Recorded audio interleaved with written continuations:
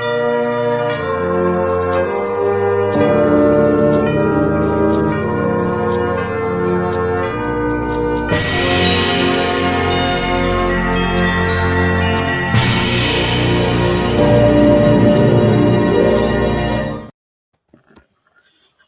to the Indie Corner. We talk about all things independent comics. I'm Mikey.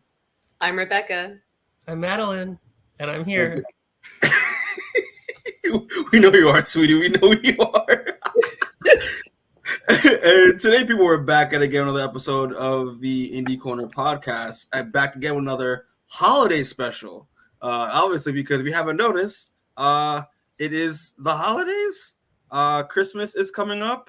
I believe Hanukkah already ended, right? Or Hanukkah, I believe, ended. I'm not sure when Kwanzaa ended or started. But yeah, it's the holidays. So we want to do another holiday special. Last year, if you want to check out the one we did last year, we did me, Chris, and Damone did Klaus, which was by Grant Morrison, which was a lot of fun. So if y'all want to check that out, I'll leave the little thing in the corner for y'all to click on and check that out. But today we're actually doing something kind of different. We've never actually done something like this before. Doing it this way. But we are going to be doing something I always wanted to cover on the podcast. We're going to be doing some Hellboy. Obviously the Hellboy, Mike Mignola, Dark Horse. We're going to be doing some of the Christmas specials that has come out from in the various years in Hellboy's bibliography, and we're doing 3 in particular. So we're going to be covering Hellboy Christmas Underground, which is written by and drawn by Mike Mignola. Hellboy Christmas, it's hard to say. Krampusnacht, written by Mike Mignola and drawn by Adam Hughes.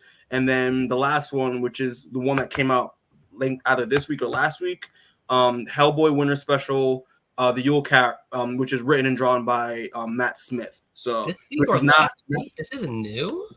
Yeah. The Yule Cat one is new. It came out pretty recently. So that's really cool. Okay. Yeah, but I'm excited, and I hope y'all are excited, Maddie and Rebecca. And thanks for doing this with me. This is gonna be a fun time. I see Rebecca's in her sweater, and I'm the only one who dressed up. Well, maybe Maddie did, but her camera's not working. Yeah, you probably got a killer Christmas look, but unfortunately, technical difficulties are a factor in life. So just we can imagine it though. I don't. I'm just wearing my blanket dress. Actually, I'm not dressed up at all for this. But I did fix my makeup though, so I put in half effort. Okay, it didn't matter anyway. All right, so yeah, we'll just I will cue the dark Christmas music because again, it was Hellboy, so it's not gonna be all bright and happy. So so yeah, we'll get right into it. So who got? I believe Rebecca. You're the one who got the first one shot. Yep, that's me. Mm-hmm. All right, so opening up on Hellboy Christmas Underground, we begin our story in a manor in England, 1989, where it's Christmas Eve. Our hero, Hellboy, of course, is talking with a doctor and a priest, and we learn that the owner of the mansion, one Mrs. Hatch, won't be surviving the night. The priest informs Hellboy that it was a sad day when the Hatch family moved from the city to this place. After moving in, the daughter of the family, Annie Hatch, increasingly began to roam the manor's ancient pre-Christian cemetery at night until one night she disappeared. Following her disappearance, one by one the Hatch family died off, with Mrs. Hatch being the last one left alive, at least for now. The priest blames himself, telling Hellboy he should have done something, to which Hellboy bluntly responds, "You should have." Checking on the old woman, Hellboy asks how she's feeling and she knows she's dying. When Hellboy asks if there's anything she can do, she makes him promise to give a small tin box to her daughter Annie, who she claims visits her at night. Before he leaves, she tells him she knew he'd accept her wish because she recognized him as Father Christmas, aka Santa Claus. As the moon rises, Hellboy gives the priest a list of instructions to follow when the old woman dies as he heads off to his cemetery. Getting deeper into the cemetery, Hellboy finds an ancient grave hiding a tomb. Entering it, he's surprised to find an underground mansion as voices tell him to beware. Eventually, Hellboy comes across a well-lit banquet hall and someone who seems to be Annie Hatch. They get to talking, and Annie explains that the night she disappeared, she basically got Alice in Wonderland into some hole in the ground, and a voice only identifying himself as the second son of a king, began calling out to her, asking her to be his bride, and in return, she'd have all that her heart desires. She agrees to this, and now here she is. Hellboy asks her if she's happy down here, and she replies that she is. He then asks if she misses her family, and she tells them that when she misses them, she visits them, but eventually they all make their way to where she lives, and that she believes her mother will join them shortly. As Annie prepares for some kind of feast, Hellboy tells her that it's Christmas Eve and asks her if that means anything to her. She can't seem to remember what that is, but Hellboy explains to her that her mother sent him and wanted him to deliver that tin box to her. She opens the present, and inside she finds a rosary, which of course carries a symbol of Jesus, and the place instantly transforms in a bright beam of light, leaving behind only a dark, dingy room and what seems to be zombies, where the guests in the banquet hall were. So Hellboy starts fighting his way through the waves of the undead, and we see the ring that was on Annie's finger transforms into a lizard, which Hellboy grabs.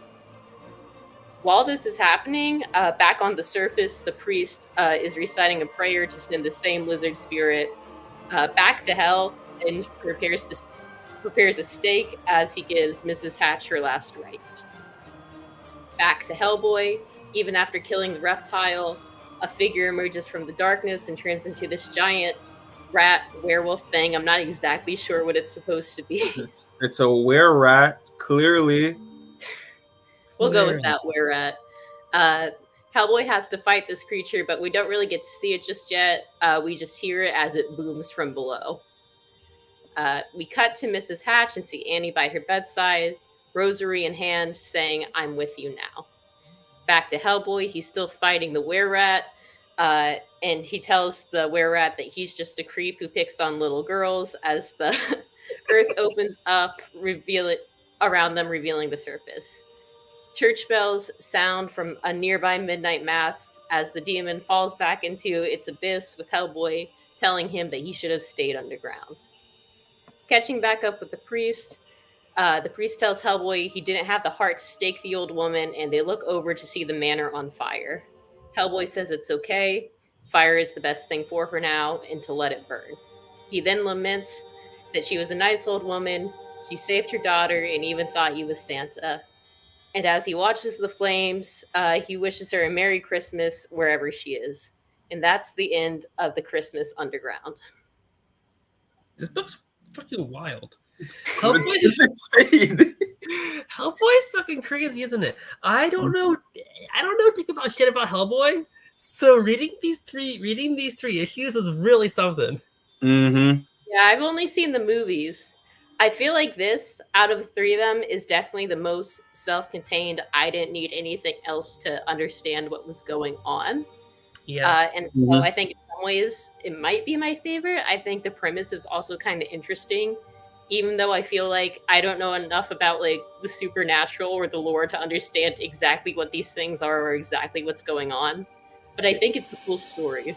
Yeah, and that's the thing too with like things like I'm as well. I've also I've watched the movies, but I always I've studied Mike Mignola's work for a very long time since I was in middle school. So never really read it thoroughly, but I've always seen how I'm a huge fan of the way he does paneling and artwork and et cetera. But that's the thing with Hellboy is that there's an overarching main story with a lot of lore that is very important, but at the same time he does incorporate some short stories in there that are very self-contained that you don't really need to know a lot about his overarching story in order to get into him, this is a shining example of that, because you don't really got to know anything about Hellboy previously in order to get into this, which I appreciated. But but yeah, it's this story was like it was. I don't know about y'all. It was kind of like bittersweet. I was like, damn, like poor old lady. And that was what I read. I was like, this poor old lady, you know. It was just, but the whole concept about how this poor old lady literally like just the idea of just like legacy and just how and how like all that comes full circle with like the ghost of her daughter coming back to like see her at her last days, and they give her some closure. That was like very awesome. The whole fight with the whole like twist with like the whole like underground like mansion city underneath the grave, which is like that's an insane concept to think of. But how the moment the cross is put into play, that's when it actually reveals the true nature of this place, which is more darker and twisted and less right and heavenly in a way. I thought it was really cool. Also, I forgot how funny Hellboy comics are. Hellboy's hilarious, man. He's so funny. Like, yeah, he's very much the straight man in these situations. Yeah, he's a straight man, but it's just very backhanded humor. It's so funny. I liked it a lot. But yeah, no. Overall, man, this story was really good. Was good. I enjoyed it, and I'm just like, damn, man, poor old lady. Yeah, I thought this one really stood out of the three that we read for today because it's the only one with art by Mignola, and you feel that. I think that makes a difference. And for that, it might be my favorite. Although we'll get to it. We'll get to it when I talk about the cat. I love that issue. I think it's so funny. We'll get to it. I mean, like it's when I agree as well. Like because this one's also is drawn by Mignola as well. So like it kind of is a nice reminder that like Mignola has Hellboy is the definitive Hellboy in terms of like the way his style is, the way he does his shadows, and like his simplicity. Like he's a shining example of an artist that is just as simple as more, and it's great. I always love seeing Mignola stuff. He's fun. Yeah, Mignola has a very distinct style for me that I've always liked, and I think too, just looking at the panels on screen, having Hellboy as a really stark, bright red really contrasts with the rest of the world. It really makes it stand out. I wasn't paying. I didn't check, but like I'm not sure. Did he color this as well, or did someone else do it? I'm not sure. I want to say he did in the early days, but he did in the early days. I know that. To actually tell you for sure. It was James Sinclair that did the colors for this. But yeah, he did a great job because that very good, very nice contrast with what you said with Hellboy being the bright red and then just like the nice melancholy blues to set the atmosphere of what's happening. I think is really dope. Also, what's great about Mignola creature design? He has some of the best creature designs in comics. I think I love this like were-rat creature thing that he creates in this. But I don't know what myth he got this from, or if it's like an original design or a creature that he created. But very cool. Yeah, like I said, I'm not sure if this is something that's been like established in lore, or if it's just like some random demon or something like that. There's less lore there than you would expect, but it's also a one shot, so I'm okay with not explaining everything. I gotcha. But I thought this was good. But anyone else have anything they want to say real quick before we move on to the next one shot? None. Good. All right, so we are going to move on to the next one shot, which is titled Hellboy Krampusnacht, which is written by Mike Mignola and drawn by Adam fucking Hughes. And the thing is, like, I know, Maddie, you were praising Mike Mignola in this, and then the last one, which I agree, is his artwork is Hellboy. But for me personally, like I've been an Adam Hughes fan since I was a kid. Like I always grew up seeing his covers, especially his Batman stuff, like a lot. So I didn't know he did Hellboy. So I was like, oof. Adam Hughes doing a Hellboy book? How's this gonna go? Like, yeah. And it did not disappoint. Yeah. but obviously people that haven't picked up on yet, this is gonna be focusing on the myth of the Krampus, the anti Santa Claus. That's the way to describe it. That's what it is, though. That's what it is. The anti Santa. That's what Krampus is. He's anti Santa. Like, you know how like the Crimson Chin has the Nega Chin. This is the Nega Santa. Yeah. Yes, it is. But I digress. But the story starts off with, you know, Hellboy in Austria in 1971, and he is going through this very snowy German forest environment, and he stumbles across a spirit woman. I'm going to name her Judy for now. So he comes across a spirit woman named Judy, and she's saying like save my boy, save my child, and he's just all shocked. He doesn't know what's going on. I'm curious though, which draws his eye to a little like elephant, you know, toy on the snow that he finds fascinating. He looks up and he's heading towards this mysterious cottage up towards a little hill up in the forest, and he is greeted by a man named Wilhelm Schultz. And Wilhelm invites Hellboy inside, and he has prepared a nice little dinner for him. Looks like a little bit of turkey, a little bit of I think it's just turkey, which is like, come on, that's not. It's Hellboy. He has to have a bigger spread. Like, come on, that's kind of rude. But he's telling me, yeah, listen, like, have a seat, like, welcome home.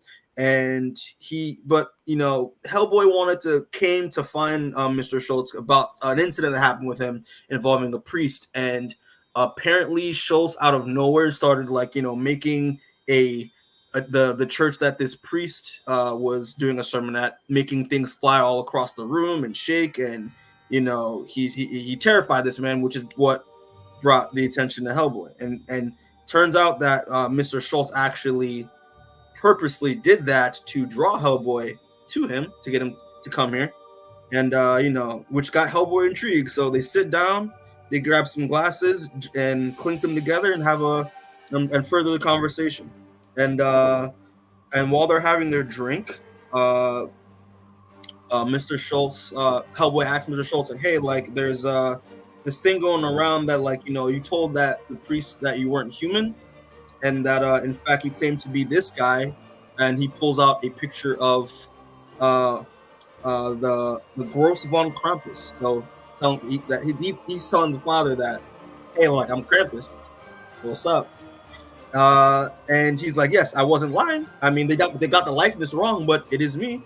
And you know, Hellboy is just like, listen, I'm a dumb American, so you gotta explain the whole Krampus thing to me, because all I know about him is that, you know, Saint Nick, he spreads joy once a year, while Krampus spreads nothing but fear to bad kids, you know, once a year. But Mr. Schultz digresses and says, hey, I make sure that kids don't have another year. Let's just get it twisted. And he's like, so you're a murderer. Okay, now you're giving me more. Now it's getting a little more sus. So, but obviously Hellboy doesn't really believe him. But then, you know, Schultz is like getting angry. He's like, listen, okay, you need some convincing. So I'll just, you know, hey, here's this skull that I just have on my counter. I'll just toss it to him. He tosses it to Hellboy, and the moment Hellboy touches it, he sees a memory of this child that is, you know, sitting in his bed and gets pretty much murdered by what appears to be this mysterious Krampus figure. He out of you know, when he drops the skull out of like pure panic, and he is then greeted by Schultz's true form, and he is this giant goat man, and it's really cool. Like, this is actually like really terrifying. Like, he does a really good job with this, and he's just like, hey, like, and he goes on this kind of this kind of tyrant like monologue about, you know, he is like, you know, how Hellboy's been around for, you know, how many so years, but he's fresh meat. He's been around here for hundreds and hundreds of years, and how he's, you know, the king of hell, like he's a prince of hell, and like, you know, how, you know, he was the shit back in the day, but he doesn't understand why he's tired of living on Earth, and doesn't understand why Hellboy isn't tired of it either. But all he wants Hellboy to do at this moment is to just, you know, he's tired of this. He just wants to go home. So he asks Hellboy simply just to kill him. And Hellboy's like, okay. He just like shoots at him immediately. So they have this little scuffle that's going on. Hellboy's getting tossed around by this guy, by this Krampus. And, you know, and it's a really cool like fight scene that's breaking out. And literally while this is happening, and the way Hughes draws it, and in terms of like the horror aspect, the Krampus is literally just saying like kill me, kill me, kill me, and pretty much is beating Hellboy to a pulp until just trying to get him to like to take his life. That's his goal right now. And while he gets Hellboy in a chokehold, and it points all to these various skulls, because like while the fight's happening, they're breaking furniture and more skulls are being revealed. And then while Hellboy's getting kind of choked out here, and he kind of goes into like this astral plane. It's kind of, they don't really explain where this is, but he is I would say like in an astral plane in the forest, and he is greeted, and he's hearing please, like I'm sorry, like he's hearing like a bunch of these voices saying like I'm sorry, I didn't do it, please, like I'm good. And it's revealed to be the Krampus's victims, like their spirits are talking to Hellboy. And Hellboy's like, hey guys, like I'm doing the best I can to stop this thing. And then one of the zombie babies, one of the zombie kiddos, gives him a knife, and he's like, he's just so tired, like help him. And it cuts back to the Krampus, and Hellboy apparently took the knife from the astral plane, and it turned into an actual knife from the real world, and he stabs the Krampus with it. And even the Krampus is like, how'd you do that? He's like, oh, you don't need to explain it. It's just let it happen. Just let it happen. And he's just like, yes, finally, a sweet death. It's gonna be amazing. And then the earth, and then all the cabin starts to shake, and more of these skulls pour out. And the Krampus immediately is like, yes, free at last. But wait, something's wrong. And then something's happening to him.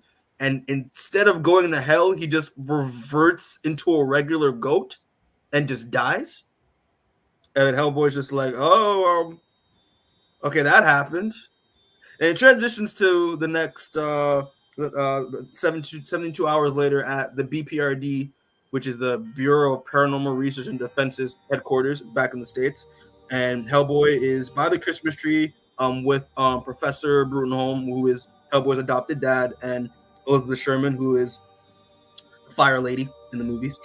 And he's been basically just talking about, trying to figure out like what this Krampus actually was. Because, obviously there are legends of a Krampus, saying that, hey, which Professor Brutenholm says that the Krampus was actually like the demon goat of the witches in the Sabbath, but also it could also be this thing called like the Yule goat, which is a pre-Christian version of like a goat man. But he wasn't sure if an actual goat was actually involved in this whole Krampus ordeal that happened. But like, Hellboy kind of also implies that this Krampus wasn't actually a Krampus, that like it was just a regular goat that thought it was a goat man from hell, but actually thought it was a Krampus and killed kids because they thought it was a Krampus, but turns out it wasn't a Krampus and was just a regular goat man after he decided not to kill kids. And it was just a goat man with amnesia, and that's pretty much what the deal was. But hey, it doesn't matter because it's Christmas season, and there always has to be a ghost story during Christmas time, and all Hellboy is pretty much the book ends with Hellboy, being like him and Brutenholm and Hellboy comforting each other, being like, at least the kids are in a better place now. And now that they have now can have some rest now that the Krampus is gone. But also Hellboy's like, yeah, and I also hope that thing is also at peace too, whatever the hell it was. And it goes into the grave that he made for the Krampus with the various toys from the various children that he killed laid on top of it, and the image of the Krampus photo stapled onto the cross. And that's how the issue ends. So thoughts on Krampusnacht? I think your explanation took longer than it did for me to read the issue. Hey, I think you say that about all these stories, honestly, at least for me. But I think this is probably my favorite out of the 3 stories we're reading today. Huh. I think there's something interesting here that I can't quite articulate about like the Krampus creature, both taking joy in being the Krampus and also not wanting to do it anymore. I think that's kind of an interesting dichotomy. And it's just very atmospheric. I love the art here. It really adds to the mood. And yeah, I think, like I said, it's a fun, creepy story for Christmas. Mm-hmm. Interesting. I thought this one was fine. I like the art a lot, except for this page here. This guy doesn't have he's a hand and a head. I don't understand what that is. Yeah, that was a choice. Is that a Hellboy thing, or is that just No. I think that's just a weird art direction. It's just a weird art choice. And honestly, I think like the last like 2 or 3 pages or whatever of this issue kind of ruins it for me. I really don't like how the book stops and these characters looked in the camera and told us what happened. I just thought that was kind of lame. It feels to me very much like those posts making fun of the Twilight Zone, where it's like, wouldn't that be fucked up if that happened? Yeah, that's true. That's what I thought of it when I was reading it. Yeah. But I mean, I like I think this one is also like with Rebecca. I thought that Krampus fighting Hellboy was a fun fight. And that's kind of what the issue was. It was Hellboy fought the Krampus, and that's the whole thing. That's all you need. That's all we needed, honestly. It was just Hellboy versus Krampus. I mean, what else would you? What more could you ask for? I mean, that thing with me with this issue was this is also I think this is my favorite just because I did like kind of the idea that like the lore of the Krampus, like this myth of the Krampus, it was kind of a misinterpretation of, in modern society, and the fact that this Krampus, quote unquote, isn't actually a Krampus. It just is a goat man who forgot who he was and made up this thing around himself. Excuse me, and then got tired of it and was like, okay, just kill me, even though he was fully embraced about the story that he made for himself. You know? I completely agree, and here's kind of what I'm thinking. Why it doesn't really work for me personally, because I don't feel like that's what the story is about. I feel like the story is about Hellboy fighting Krampus, and then at the end, Mike Mignola said, "Here's this cool idea I had where Krampus was a goat the whole time." And I think that one is a really cool fight, and one is a really cool idea, but I don't feel like that idea was executed in a way that was satisfying for me. Do you think it would have been more satisfying if this had been like a mini series versus like a one shot? Potentially. Okay. I think this is a very complicated idea, and he just kind of dropped it at the end and went, or maybe not. Yeah, and like, maybe not. So it just needed more breathing room to flesh out what the pieces that Mignola was trying to set up, I guess, right? I think so. And another thing I will add about this as a whole, these are all one shots, obviously. I thought being specials, they would be longer stories versus the quick that they actually are. Yeah, they're really I agree. Yeah, they're pretty quick reads. But yeah, I mean, overall, I get what you're saying though. Like, if it was longer, or maybe like 2 issues or 3 instead of just one shot, it would have been better executed. But I still like the stuff that he was trying to introduce. I think it's so interesting. I was like, yeah, it's good stuff here. Most of the artwork. It's a fun book. I don't get me wrong. I'm nitpicking. Like, I think it's good. It's just my least favorite of these 3. I gotcha. But I mean, my favorite thing about it is I think Adam Hughes kills it with the art. I mean, granted, those last 3. Okay, I didn't notice the floating head until now, Maddie. So now I can unsee that. Thank you. That was so distracting. I was like, maybe it's a Hellboy thing. I don't know. This is like, maybe he's a guy who's like has floating hands, like a Rayman. Maybe he's a Rayman. But yeah, no, I think the artwork, the way he does the artwork, is so well done. I mean, granted, like it's a different style of Hellboy that we're used to with Mignola, which I think works so well. His Hellboy, the way Hughes draws Hellboy reminds me of how. If anyone's familiar with Paulo Rivera's work, he also did some Hellboy as well. His Hellboy is a lot like this, but more in terms of his features, more like he's more in tune with like the way Mignola draws Hellboy's features, but in a more kind of realized style. But this is also, it's just as good. I love it a lot. And especially the horror and the design of the Krampus, especially when we see him in his like form, or like he's just wearing a weird ass scarf. It's just so sick. I want this in live action. Give me this in live action. I want to see this realized. This looks really cool. Yeah, no, this was just Adam Hughes, man. Always fucking kills it. I love Adam Hughes, and like he's the GOAT. He's the GOAT, pun intended. So, all right. So that's all I gotta say about it. I really, this is my personal favorite, but I do see some of the nitpicks with it though, for sure. Yeah. All right. So we'll just Maddie, you got the last one shot, correct? Yeah, I'll talk about this one. It's called Hellboy the Yule Cat. And this one, Hellboy fights a big fucking cat. That's the entire issue. I can go through it a little bit more if you want, but that's what it is. I mean, elaborate. Yeah, I will. I promise. I will. So the story opens with some birds who are chatting. This is our framing device. The birds are talking about how Hellboy's in town, and so is a big old cat. Meanwhile, Hellboy is catching up with his friend. This guy, who I'm sure is a beloved character from Hellboy, and his daughter. They're in Iceland, and his daughter is really scared of a big old cat, because apparently there's a cat going around eating children. And Hellboy's like, oh, okay, I'm going to talk to your father real quick. And turns out that boy didn't get eaten. I guess he moved away. But also to the big cat. And I don't exactly remember what he tells him. I think he just tells him there's something different, weird shit going on. It's a big cat. And so then Hellboy calls up a character who I assume actually is a Hellboy character, but I don't know who this woman is. And he's like, her name is Kate, and like that's pretty much all I got.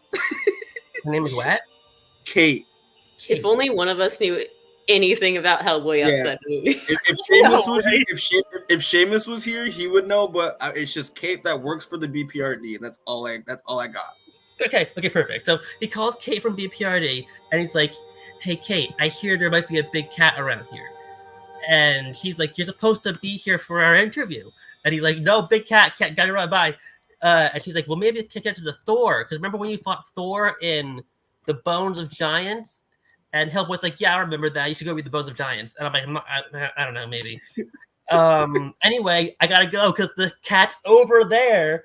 The cat's outside the phone booth, and so he goes and he follows the cat, and then he fights a big fucking cat. And the cat screams at him, and then I don't understand what happens here. The first time I read this, I thought the cat screamed at him, and he went to like an astral plane. That's what I thought too.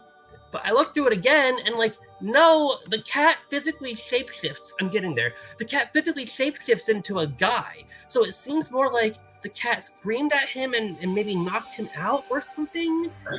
I don't. Icelandic it's Icelandic interior. What the hell does that mean? I don't know where this Icelandic interior. Anyway, it's the interior of Iceland. What don't we get? Hellboy wakes up in the interior of Iceland, and there's a guy here, and the guy's the cat, and then more guys are there, and Hellboy fights all the guys. And then I think they're trolls. I think that's what they are. I can explain a little bit of that, because I'm going to flex that I was just in Iceland here. Be that person. You were! Yeah. Literally, I was waiting for someone. I thought you were going to acknowledge that because it starts in Reykjavik. Rebecca was just in Reykjavik. Oh! Yeah, but anyway, so in Icelandic folklore, associated with the cat, the Christmas cat, the Yule Cat, whatever, there are 13 Yule lads, which are kind of like their Santas, but they just are kind of like troublemakers. And then their mom is like a troll, and I think the troll lady is the cat in this. Oh! I like that. That makes so much more sense. If you didn't know anything about that, you would never understand what was going on. No! Oh! That's actually really cool. Okay. So they just combine the Yule Cat stuff and troll stuff, and just that's what, right? Is that what the it's deal all is? associated together. It seems like they're just kind of combining things. Okay, I gotcha. That's interesting. So Hellboy fights this big cat, and then he beats the big cat, and he leaves. And the birds show up, and the birds are like, "Big cat's not dead. Big cat's not dead. He's coming back someday, maybe." Or no, I think they won't come back. But if he does, it'll be a long time or something. and then the bird turns out it's not a bird. It's Spear Maiden, chooser of the slain. Is this an Icelandic thing, or is this I'm assuming that's a Hellboy thing, but I don't know what the fuck it means. Yeah, it's like a reveal. It feels like a reveal, so it must be a Hellboy character. That this bird was a guy, but anyway. And then Hellboy goes home, and he meets with Cat from BPRD, and they have a little Christmas thing, and they start another interview. And I think they name drop another Hellboy book. Yeah, King Vold. So I thought this one was fun because I liked seeing the Hellboy fight a cat, and now that I understand the backstory, it's actually even better. I actually really like this. This is fun. That is such a cool. That's such a cool backstory, like with like the mythology. That's really interesting. So thank you, Rebecca, for going to Iceland and telling us about it. It was all pre-planned specifically to do this book for this channel. Is Hellboy falling into a mythology situation like what Hellboy is? Well, I was gonna say it seems like this story, and I think this is my least favorite just because it seems like very lore dependent on lore that I don't know. Yeah, that's how I feel about it too. It sounds like he's fighting his way through Norse mythology, and Iceland is like the descendants of Vikings, so it's like close enough, you know. Yeah, for sure. Here's the thing with me, right? Like, also, Maddie, you kind of skipped over the fact that he like summoned Thor's hammer out of nowhere and then just like completely just forgot it. It just out of nowhere. I was like, oh wait, I forgot I had that. That'd probably be a really cool moment if I knew what led up to it. But but I don't think I even really calling the tides what was happening there. He did what? Yeah. He like hammer? Yeah, because Kate in the beginning was like, oh yeah, remember when like you fought Thor and you absorbed his hammer and his memories into the right hand of doom? And he was like, oh yeah, I did do that. And then like he just forgot about it. And then he just summoned it out of nowhere while he was fighting these Icelandic trolls, and they saw the hammer and they got scared shitless and ran away. Because Mjolnir is not good with Mjolnir hates trolls. Oh. So I see that. I guess I didn't. Yeah, it's fine. I just wanted. I thought it was a cool moment, but I thought the two birds at first. I thought they were Odin's birds, like his two ravens that he has on him. That one is like sight, and then the other one's like foresight. I think they're super good. I don't know. Yeah, I thought that was what the case was, but I was like, I mean, like Spear Maiden, okay, I guess. I mean, like I that's said, cool. It could be. I just don't know enough about what's going on in this larger comic world to say that anything's anything. Right. But yeah, no, I thought this. I mean, yeah, for me it is the weakest, just because of like the whole like there's a lot of lore that you should know prior to this, and also they do name drop other books. But for the most part, I thought that because this is all written and drawn by Matt Smith, and who I'm not familiar with his work, so I'm not either. I thought he drew a really dope fight between Hellboy and this big fucking cat. Yeah, the way he draws, like I like the way he draws Hellboy. Like his Hellboy, it looks pretty cool. The way he draws the fights with Hellboy and the Yule Cat, and the Yule Cat design is really cool. The Yule Cat's troll form I think is really creepy, and again adds some more of that horror aspect. It was cool. I mean, like if you without like the difficulty of trying to follow everything involving the plugs that they do. I think it was a cool book. I think it was a cool like little one shot. What's her name? And I think at the end, like with Kate, I think Kate is documenting Hellboy's adventures and life, because Hellboy's been around for a long time. So that's I think that was the whole deal with that. That's what it seems like, something like that. Yeah, I don't know. Yeah, I thought it was cool. I thought it was all right. I think it's a fun concept. I just think it'd be stronger if it was more standalone. Yeah, I agree. And I'm not going to be reading. What do you say, Matt Smith? Is that what we say his name was? Matt Smith. Yeah. Not Morbius Matt Smith, but just comic book Matt Smith. Morbius Matt Smith. Never mind. Doctor Who. That's the movie you associate with Morbius. Yeah. I can't. He was in Morbius. Okay. I forgot what I was going to say. Matt Smith. Oh, I'm not going to read Matt Smith's Hellboy. Like, I'm not. If I'm going to read Hellboy, I'm going to read Mignola, and that's it. So that's like, fair. I'm not going to get the context on this Yule Cat special. And that's the thing too, is just like, I thought Hellboy ended a while ago. So I'm like, I'm surprised that, you know, they're still even making more stuff. Like right. Is this gonna be planned to be like a new journey for Hellboy to go on in terms of like him going through Norse mythology stuff? Because I know he did like Arthurian stuff and all that stuff in like the main series. But or maybe it's just a one-time thing. Mikey, doesn't it? What happened? Doesn't it seem to imply that already exists? That Matt Smith is writing Hellboy? So they're doing something with him. Yeah. I guess they're doing something with him, but maybe I guess so. I didn't know they had that Hellboy was a property outside of like the shit Mike did. I had no idea that was a thing. Oh, you didn't? Oh, dude, there's so many like spin-offs and freaking like other stories. Like, you know how it is. They're gonna milk it as long as they can. Yeah. That's true. But I'm curious to see where this is gonna go, but I feel like I gotta actually read Hellboy, you know, to understand what's happening. But you got a lot of catching up to do.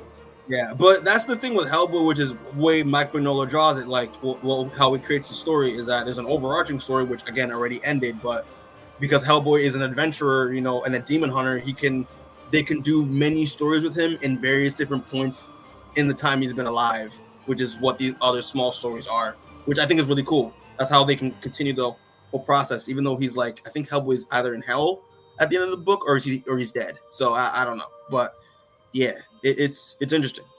It's an interesting way to go about it. But yeah, I thought that was cool. That was nice. He fights a big cat. But Rebecca, here's a quick question though. Here's a real question. Did you see a giant cat while you were in Reykjavik? Technically, I put it on my Instagram story. Oh shit! You heard it here, folks. Documented evidence that the Yule Cat is out there stealing, killing children. Give your kids clothes for Christmas, or a giant cat will eat them. That's so funny. Oh man, but I digress. But overall, guys, if anything else have anything else to say on this one shot, what are your final thoughts on these three, you know, Christmas specials as a whole? These three winter specials. I thought all three are fun. If I had to rank them, I would say the Krampus was my favorite. Christmas Underground, second favorite. This is my third. But like I said, I don't think any of them are bad. I also think it's interesting to see how over the years the specials have changed. Like I said, as they go, they get a little more dependent on the bigger world of Hellboy. And you also get to see that art style develop over time, what they take from Mignola and what they change up to, which I think is cool. Mm-hmm. Yeah. Maddie? Okay. I think I've been pretty vocal about my opinion so far. I like them. I'm gonna rank them also. I think that wait, what order did you do? What order did you do it in? Where should I rank them in? I did it best to least best. Least best. Okay. I think best is Christmas Underground, simply because it's drawn by Mike Mignola. I think second best is the Yule Cat, because Hellboy gets to fight a big cat. And I think third best is the Krampusnacht, because Hellboy gets to fight Krampus. I just thought watching Hellboy fight the cat was more fun than watching Hellboy fight the Krampus. And so that's how I decided that. I gotcha. I don't know this character very well. I don't really have any context for the story or anything. So for me, it came down to which was cooler. I like the big cat. I gotcha. I mean, for me, it's the same with Rebecca. Number one is Krampusnacht, just because the what Mike Mignola was setting up with that, in terms of the lore, Adam Hughes doing the artwork. I mean, that horror was so good. I loved it a lot. The second one was Christmas Underground. Again, bittersweet, very emotionally kind of heavy in terms of, you know, out of the three. Mike Mignola doing the artwork, of course. I mean, that was great. So there's that, and the last one, it was the Yule Cat one, just because, again, needed a little bit before reading that.